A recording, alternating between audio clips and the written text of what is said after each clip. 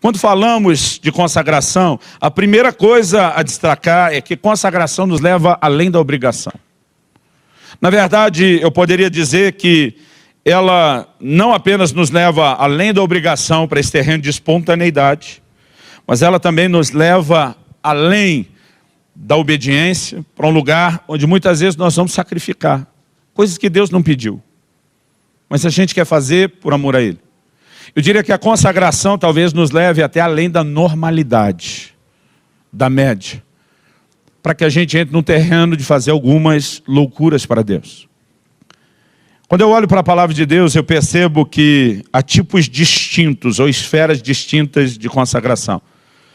Eu quero destacar pelo menos 3 coisas aqui. A primeira delas, se você quiser tomar nota, é quando a consagração envolve pessoas. Ou a própria pessoa se consagrando ao Senhor, ou há momentos onde nós vamos ver os pais consagrando os filhos, e muitas vezes porque quiseram, mas em outras por direção de Deus. Por exemplo, em Juízes, no capítulo 13, se você quiser abra lá comigo. Juízes, capítulo 13.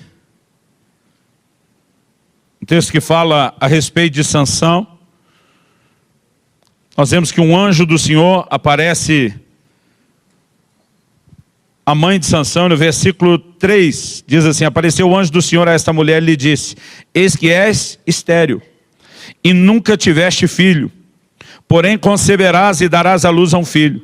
Agora, pois, guarda-te, não bebas vinho ou bebida forte, nem coma coisa imunda, porque eis que tu conceberás e darás à luz a um filho, sobre cuja cabeça não passará navalha, porquanto o menino será nazireu consagrado a Deus desde o ventre da sua mãe.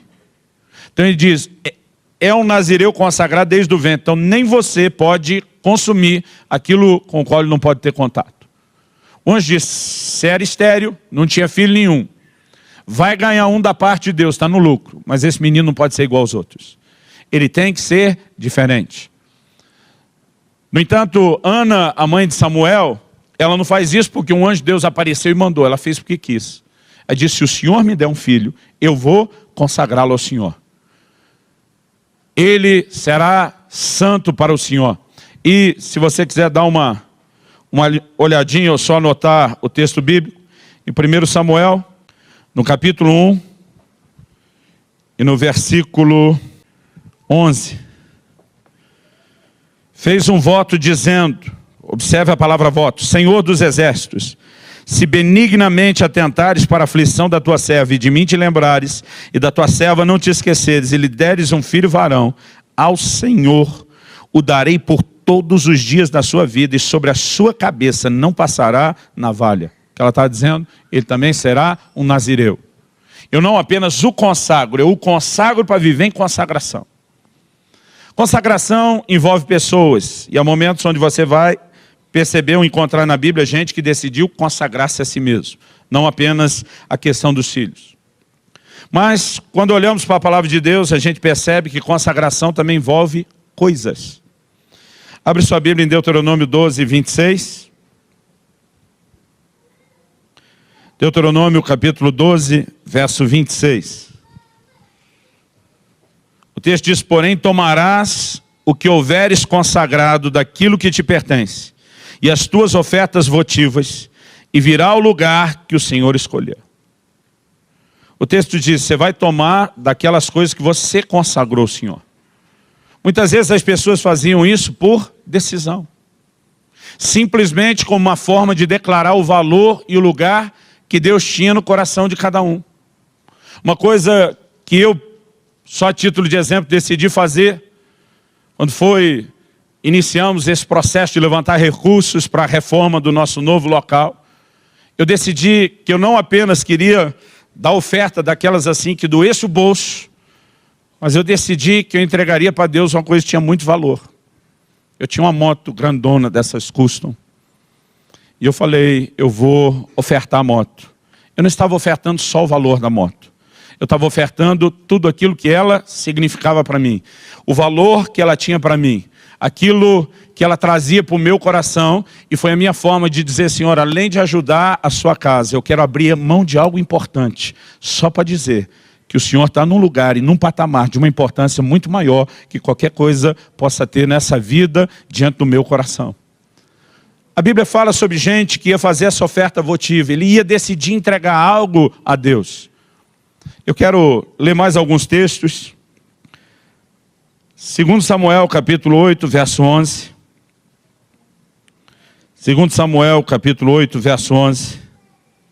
O texto fala do rei Davi e diz: os quais também, está falando de prata, ouro, bronze, os quais também o rei Davi consagrou ao Senhor, juntamente com a prata e o ouro que já havia consagrado de todas as nações que sujeitaram. A Bíblia fala de coisas que foram separadas, dedicadas ao Senhor. Deuteronômio capítulo 26, verso 13. Eu acho que é importante que a gente veja exemplos bíblicos. Deuteronômio capítulo 26, verso 13. Dirás perante o Senhor Deus: tirei da minha casa o que é consagrado, e dei também ao levita, ao estrangeiro, ao órfão e à viúva, segundo todos os teus mandamentos que me tens ordenado. Está falando sobre coisas que foram separadas com um único intuito: de agradar a Deus. Quando Josué está para conquistar Jericó, Deus já traz uma direção. E diz: ninguém toca em nada do tesouro. O ouro, a prata, o bronze, tudo isso será consagrado ao Senhor. Qual era a direção? É lógico que nós temos aqui uma outra lei espiritual, que é as primícias, porque Jericó seria a primeira cidade da terra prometida que eles iriam conquistar. Mas Deus está dizendo: eu quero colocar diante de vocês uma oportunidade. Embora o despojo da guerra, pelas leis da guerra, seja de vocês, vocês devem abrir mão e devem consagrar isso ao Senhor. Muitas vezes nós vamos ter momentos na caminhada onde a gente vai ir além daquela visão de contribuição e dizer: Deus, eu abro mão de coisas de valor porque eu quero te honrar. Mas nós também podemos falar a respeito do tempo. Não só pessoas, não só coisas, mas o tempo. Em Neemias, no capítulo 8 e no versículo 10. Neemias, capítulo 8, versículos 9 e 10. A Bíblia diz assim: Neemias, que era o governador, e Esdras, sacerdote e escriba, e os levitas que ensinavam todo o povo, lhe disseram: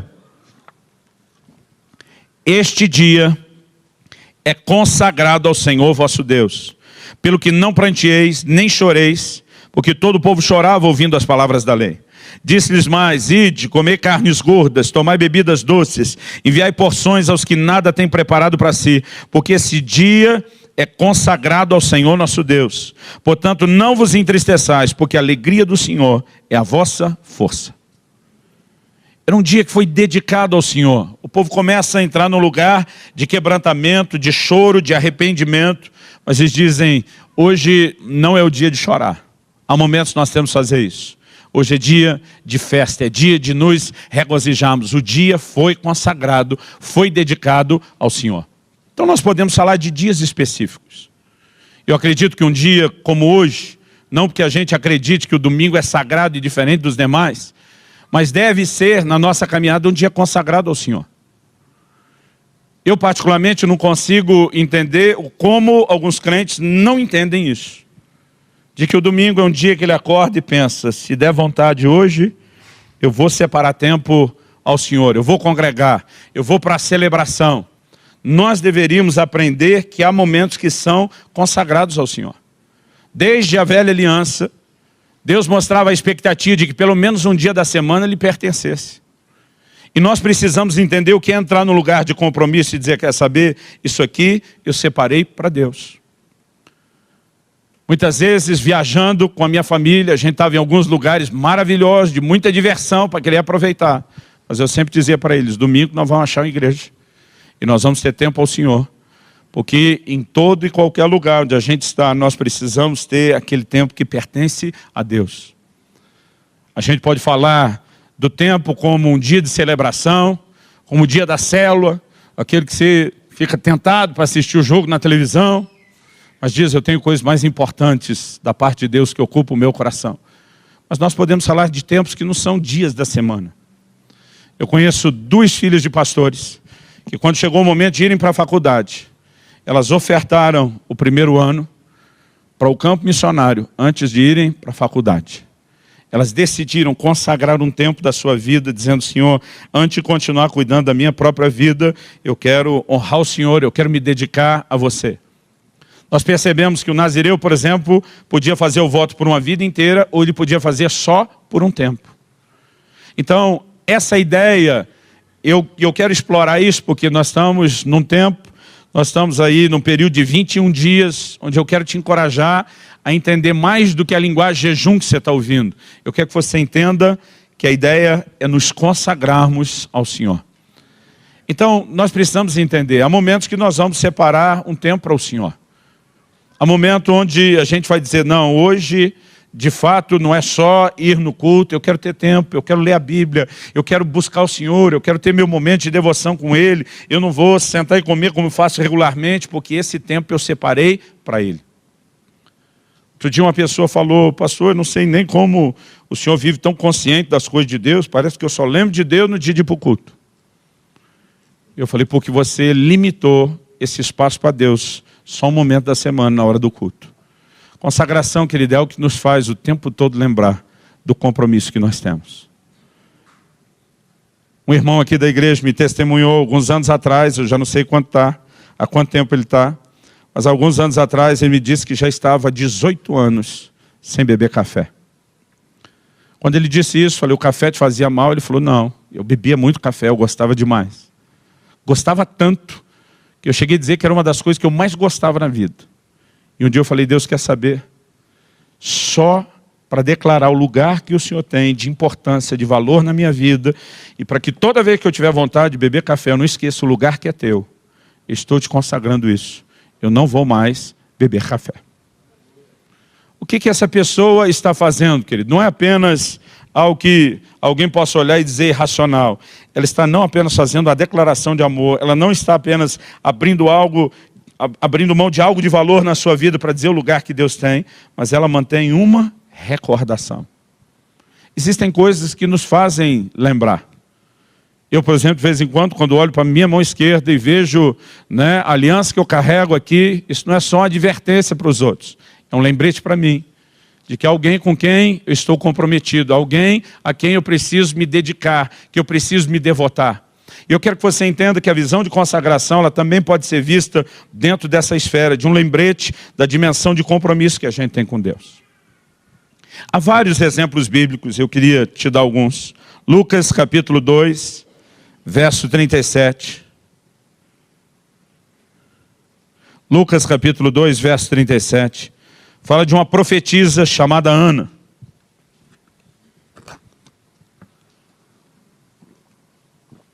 O texto diz que ela era uma viúva de 84 anos, nessa ocasião. Mas o texto diz assim: essa não deixava o templo, mas adorava noite e dia em jejuns e orações. Sabe que ela passou a fazer isso só depois de velha? Se você ler o versículo 36, o anterior, diz assim: havia uma profetisa chamada Ana, filha de Fanuel, da tribo de Azer, avançada em dias, que vivera com seu marido 7 anos, desde que se casara. Quantos anos? 7. No entanto, a Bíblia diz que ela ficou viúva. E depois de 7 anos de casamento com a viuvez, mesmo com o conselho da palavra de Deus, quando Paulo, escrevendo a Timóteo, diz: as viúvas mais novas deveriam se casar novamente, ela toma uma decisão. É como se ela dissesse: aproveitei o tempo que durou, curti aquilo que eu tive, mas existe alguém a quem eu quero me devotar mais. E a palavra de Deus fala que ela não se apartava do templo noite e dia, com jejuns, com orações. Essa mulher não está fazendo a obrigação. Ela vai muito além para dizer: Deus, o Senhor vai ocupar um lugar muito mais profundo na minha vida. Estamos dando exemplos diversos, querido, não com o intuito de dizer você tem que fazer esse ou fazer aquele. Mas nós precisamos perceber que a Bíblia destaca gente que teve esse tipo de conduta como o tipo de crente acima da média, como gente que merece de fato ser usada como modelo e referência para nós. A Bíblia fala a respeito de Daniel, lá no capítulo 1, no versículo 8, que Daniel resolveu firmemente no seu coração não se contaminar. A Bíblia diz que ele escolhe ter um tipo de conduta na Babilônia, ele olha para alguns alimentos e ele diz, eu prefiro abrir mão disso. Eu prefiro uma dieta diferenciada, eu prefiro uma dieta inferior a essa que vocês estão tendo. Por quê? Porque eu tenho um compromisso com Deus. Um Deus que eu quero honrar, um Deus que eu quero agradar. Você vai ver pessoas que na sua caminhada do dia a dia abriram mão de coisas aparentemente mais simples, outras talvez mais intensas. Mas sabe o que é interessante, querido? É a gente encontrar em Jesus, e para mim ele é o nosso maior referencial. Dá uma olhadinha comigo, Lucas capítulo 5. Verso 16. O texto diz assim, ele, porém, se retirava para lugares solitários e orava. Impressionante, principalmente no Evangelho de Lucas, o que nós vemos a respeito da vida de oração de Jesus. Olha comigo, Lucas capítulo 6, verso 12. Naqueles dias retirou-se para o monte a fim de orar, e passou a noite orando a Deus. Deixa eu te fazer a pergunta. Qual foi a última vez que você abriu mão de dormir e virou a noite inteira orando a Deus? Sei de gente que vira a noite assistindo filme. Sei da moçada que vira a noite jogando videogame. Mas a minha pergunta é, qual foi a última vez que você virou a noite dizendo, eu abro mão do meu sono, porque tem algo que vale mais do que isso? Esses são exemplos que nós percebemos. É interessante que muitas vezes a gente quer ter e viver o que essas pessoas tinham da parte de Deus e viviam, mas a gente quer isso sem ter que fazer aquilo que eles faziam.